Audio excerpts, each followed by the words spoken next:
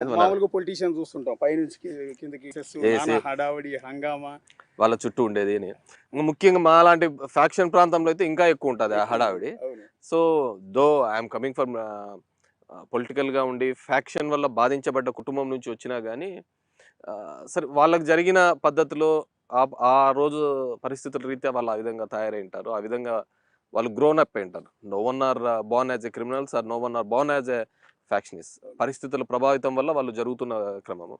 So, నా నా కుటుంబంలో గూడా నా సొంత తండ్రిని పోగొట్టుకున్న తర్వాత కూడా వైఎస్ఆర్ గారు నన్ను ఇక్కడికి పంపించినప్పుడు కూడా సో, ఐ వాంట్ ఒక స్పెషల్‌గా ఆ పాత తరంని మళ్ళీ వెనకేసుకొని అదే క్రైమ్ ఆలోచనలు గాని, ఫ్యాక్షన్ ఆలోచనలు ఉండకూడదనే ఒక ఆలోచనతోనే ఒక కొత్త ఒరవడికి ట్రెండ్ తీసుకొని రావాలనే ఒక ఆలోచనతోనే ఇది చేయడం. అంటే పొలిటికల్ లీడర్స్ యాక్సెప్ట్ చేయరు కదా.